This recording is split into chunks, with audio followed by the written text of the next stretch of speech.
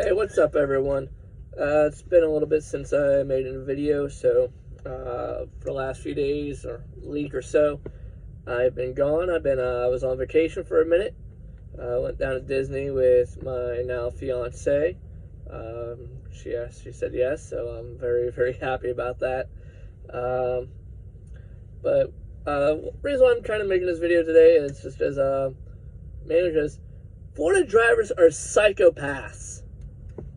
Yep, you heard it here. I mean, I heard stories about Florida. Florida's just a whole different breed of people, and damn, is that the truth. Full-blown truth. I mean, these people literally, they make their own rules for the road itself. It's scary. I was just down there driving with an SUV, taking my time, just being a safe driver, watching my signs and whatnot. And these people, I don't think they know what a turn signal is. I don't. It's crazy. I've really watched people go 3 lanes over and just cut in front of me for no reason. And I'm leaving space. I don't leave a little bit of space, but I'm leaving like a ton of space. Like, I'm talking full blown, at least a 5-6 second gap between me and the other car. And they just like, all right, cool, right over, no problem. Let me put it this way: they are the definition of no fucks given. They just do whatever they please, and it just cracks me up just thinking about it. I can't believe people are literally drive that. Like, I know drivers are bad, but I mean, come on, guys. That's some wild driving right there. I mean, that's like the Wild Wild West back in the day. Yeah, but that's kind of why I'm making this video. Is honestly, any truck driver that drives down there in Florida, my hat's off to you, because I don't know how you guys deal with them 4-wheelers, because that's just some crazy drivers right there. I thought Pittsburgh drivers were just wild, but man, proven wrong yet again. It's gonna be a lot of times I'm pretty sure I'm proven wrong in this learning how to drive and whatnot. So yeah, it just blows my mind, man. It really does. But I'm finally back here. I came back out here on the road on Monday. Today's already Wednesday. Been running my clock out ever since. Got to make up some of that time, and that's what I've been running. That's what I've kind of been doing. I had a great vacation. I mean, Disney's pretty darn cool. I'll admit it. Really cool. I'll even take the words of my fiance. It's probably one of the most magical places on earth. And she's probably gonna be like, "Oh my God, he said it. He finally said it." And I have, and it does. Disney makes things happen where you just better than anywhere else. I'll just say it just like that. Even my photographer, really cool dude, and he originally took our photos in the morning of whenever I was going to do my proposal and whatnot. He got us on the opening, and she didn't have no idea yet or anything like that. But as soon as he got the picture, we got one of the few people who got the picture when the fireworks go off at the end of the morning show. And it's the only time of the day it happens. What a perfect shot he got. So I was like, you know what, later on, I had my parents find him and brought him over to in front of the castle, and I did it right there. I think it was pretty badass. I was pretty tongue-tied. I kind of just dropped to the knee. I didn't know. I had something to say in my head. I really did. And just like, completely tongue-tied. That's it. Completely tongue-tied. Didn't know what to say. I just kind of like, you know what?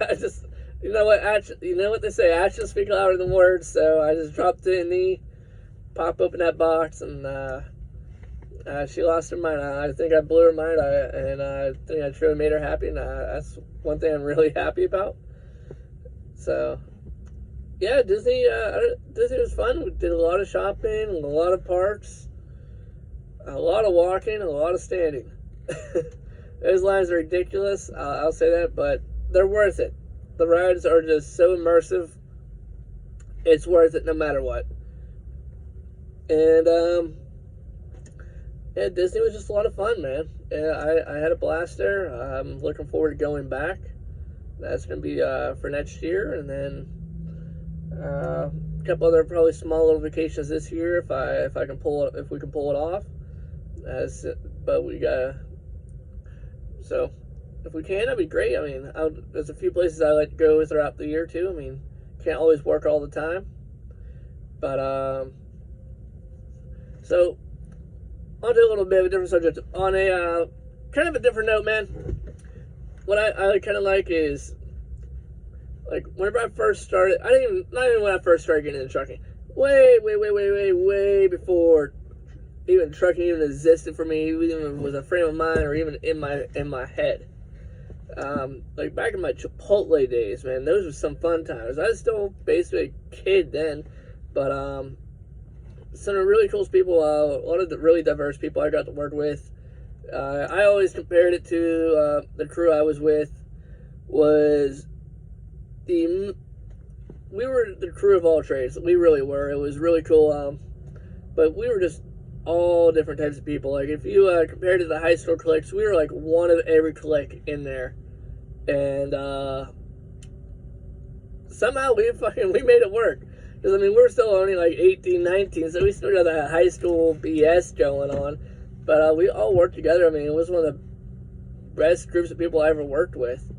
I definitely say my boss was one of the best bosses I ever had, and I'll say it for a very long time. Really cool dude. If you worked hard for him, he'd bend over backwards for you. That's just the kind of guy he was. A really respectful guy. I mean, and really cool dude. Rob Shea, man, you're an animal. But I remember this one time, we always used to play pranks on each other in there and whatnot. I mean, it was a fun environment, nothing hurtful or anything. I remember one time I called him up.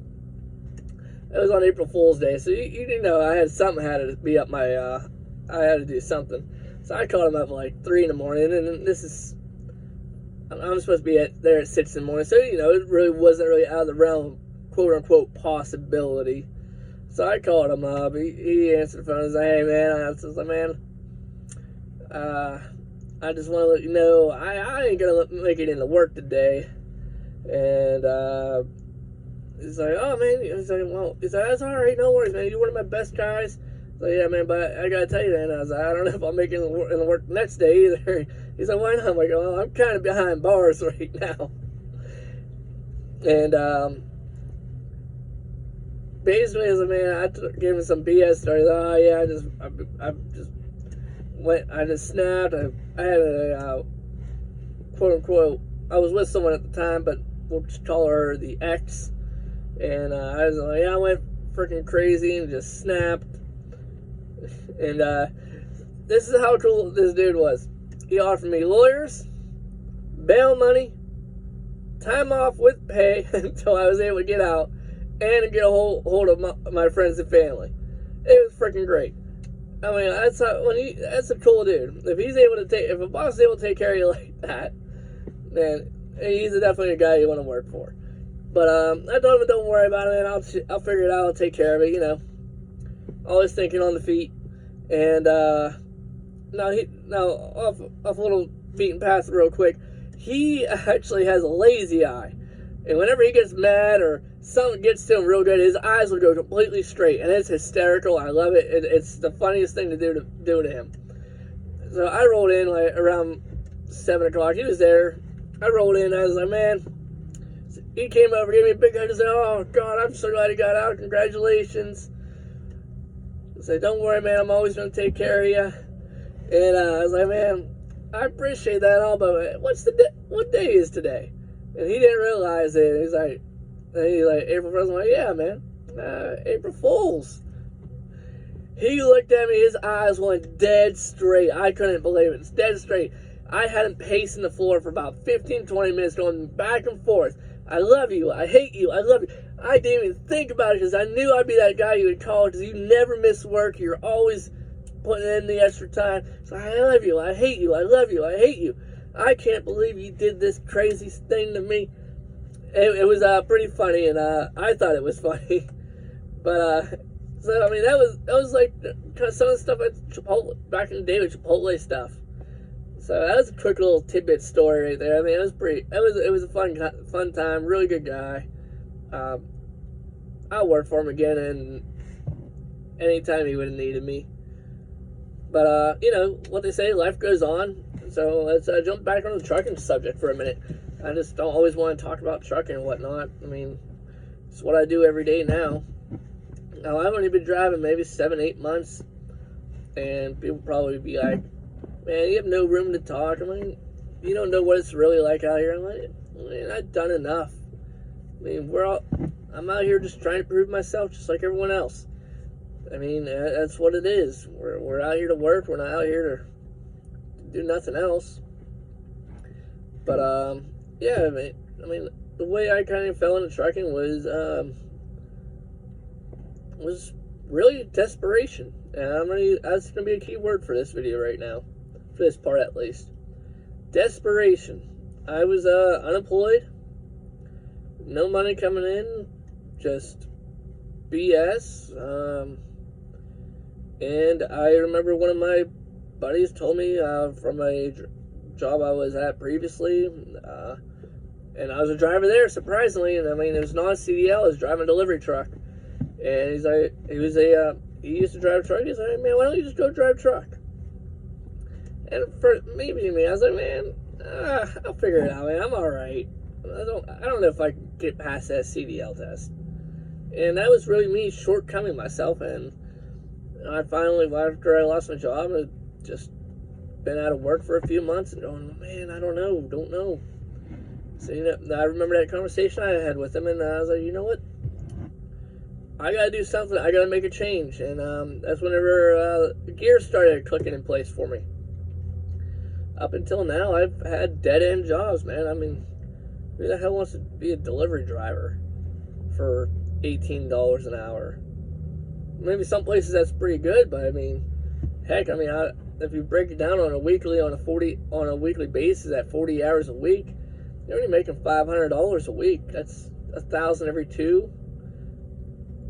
I mean, that's $2,000 a month. That really ain't crap. I mean, I was able to pay my bills, but by the next paycheck period, I'm going, I got fucking 20 cents in my 20 cents in my checking account. I couldn't save money to save the world. I was tired of that kind of stuff, man. That's my thing. I didn't figure out the combination. I mean, I'm glad I finally did. This path has been a lot better for me. I've doing a hell of a lot better than I ever thought I would in life. And it's not a dead-end job, which is one thing I really like. It's a career, but it's not a career you got to perform for somebody else.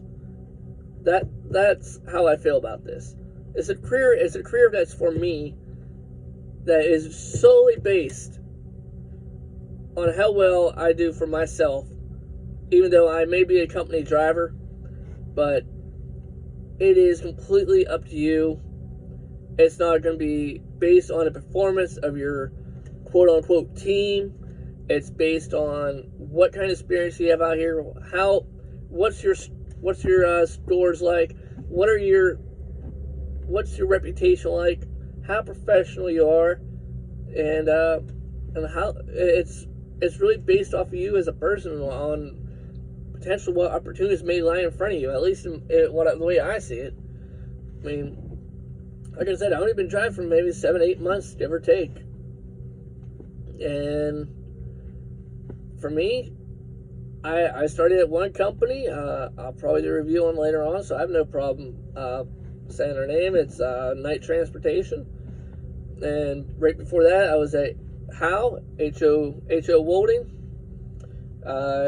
And there was a small story on there, but I'll give you a little tidbit on it, a little tease. I never made it past orientation. Yep. And then I had a buddy over at Night call me up, said, hey, we'll get you in. Got in at Night, lickety split. Had about a month of training. And then I was all on my own. I did OTR for a quick minute. And when I mean a quick minute, I was a quick minute. And I was like, all right, because I already had my goals set up on what I want to do and how I want to pursue them. And I had a good idea about how the industry is. And people might say, oh, you weren't really in the quote-unquote truck industry because you were driving a delivery truck or you're doing access or whatnot. No, I may not have, but the people I worked around, they were in that industry for a bit. So I started learning earlier than a lot of other people that are out there. And that's the thing. A lot of this it's learning. It's keeping your nose to that grindstone, keeping your ears open. And that's what I was doing. I was learning a little bit at a time, and I didn't even realize it. But as I started going in this direction, into this field, that's where I'm going, oh, the stuff I've been hearing, now it's starting to make a lot more sense. I am understanding it to a much better extent than I did previously. And that's all part of growing. And this is one thing I do like, is with trucking, is you're always improving on something, you're always learning something. And like my goal right now is really learn how to drive the truck and take what opportunities I see in front of me. When I was at night, man, I started off at 44 cents a mile, and I was in their Squire program, and I was there for 4 months, probably, give or take, and it was a month of training at OTR, which my trainer, really cool dude, love that guy. He has a YouTube too. His name's White Trash Trucker. Really cool man. Taught me, gave me a solid foundation to build off of, and I just loved rolling with him. And after that, I went on my own. I was on my own for 3 months, and they tried forcing me out for a while, longer than I wanted to be out. I wouldn't let them. That's one thing I did learn is not let people push you around, because they'll keep you out. They might tell you, oh yeah, it's OTR, but they'll tell you, oh, you can do OTR and still be at home every weekend. And that's what I damn sure made happen. I mean, I didn't make them happy, but I was concerned about them. They're trying to tell me, oh, 44 cents is a mile is pretty darn good. I'm like, okay, to start, that's okay. I didn't expect to be getting what I'm making now, or what I could be making in the future, or whatnot, or even coming out of the gate. So I was grateful for that 44 cent a mile. But they're trying to tell me, oh, you're not going to make no money. You're not going to get enough miles. And they have a Squire program, and the Squire program was pretty neat until they changed the rules, which that's whatever. But now, last time I knew, the rules for the Squire program, after you hit 30,000 miles, you get a 2-cent raise. All right, cool. That's pretty neat. And between me and my one buddy, he rolled out. He did his 30,000 miles in roughly 2.5 months, maybe 2 3/4 months. And he stayed out the entire time. Like, he stayed out solid. Like, he was pushing 3,000 plus a week, easily. And the way I did it, I did mine in roughly at the 3-month mark, maybe 3 months in a week, somewhere around there. And even my driver manager called me out. He's like, how the hell did you get 30,000 miles in this period of time, only rolling out for 5 days? And I was like, man, I just hustle. That's what it is. It's about the hustle. It's about the work you want to put in. A lot of it had to do with pre-planning. Was I good at it? Hell no. Am I good at it now? I'm kind of better at it. But where I had the advantages at is, I may not have known the distances wise or what I could do wise. I knew how to push hard. That wasn't the issue. It's figuring out the pre-plans. That's where I started getting my advantage. And I tried pre-planning my days out with anything. When I worked at Access, I had X amount of time to do X amount of things. Heck, and Access was local stuff, man. It was some crazy stuff. Picking up people left and right and all that. But that's a story for another time. Oh, excuse me. And even working as a delivery driver, you still got to plan out your runs. They may give you a list to say, hey, this is the theoretical proper order to do things, but things change, and you got to plan it out accordingly. If you plan it out right, you can have an easy day and be done real quick. So that was for me. That's what gave me my advantage of whenever I started learning how to pre-plan was very similar to what I was already doing before, so I had a good foundation to build on. And that was that's where I come into play. For me, I already had something to build on, where a lot of people don't have that kind of foundation already. So, like, once I got out on my own, that's why I was like, all right, cool, I know I can hit a 500-mile day. I can hit those 500-mile days per day. There was times I was at the point, by the time around 2.5 months, I was already getting to the point where I was pushing 600 miles per day. And it's not a hard thing to do if you pre-plan right, if you start early enough. That's one thing I did. I started at 4:30 in the morning. I was rolling. By the time I got done driving for the day, it was early enough to pull into a truck stop for an easy spot, because I sucked at backing. I've gotten a lot better, but I sucked at backing then. And that was one of the most stressful things I would have to do, because I'm so paranoid about other people's vehicles. I don't even want to come within a foot of anything. I don't. So that's part of the reason why I gave myself that extra time to be able to get off the road and whatnot. And I pushed my clock. I pushed my clock down to the last 20 minutes or so every day.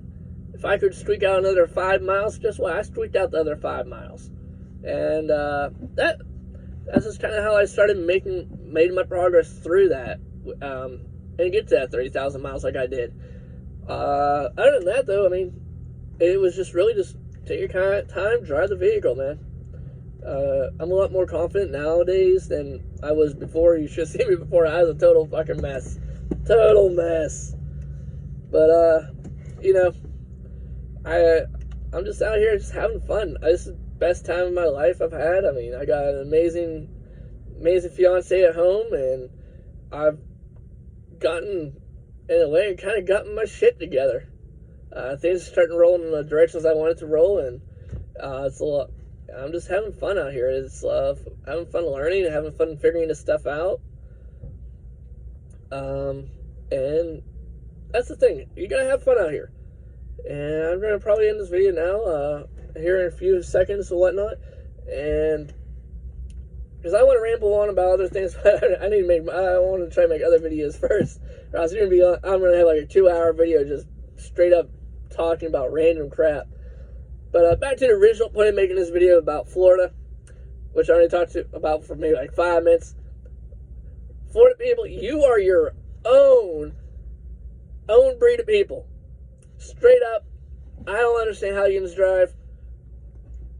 You scare the hell out of me. And I kind of hope I don't ever have to come down that way. Man, oh my gosh. If I do, I'm rolling through it at like 1 in the morning. I am not playing that game. I am not playing that game when there's more people on the road down there. Heck, even the guy at the rental car agency was trying to push the extra insurance on me. He's like, "You sure you know what you're doing?" I'm like, yeah, I'll be all right. I'm cool. Trying to upsell me like crazy. So, but it was I had a blast in Florida.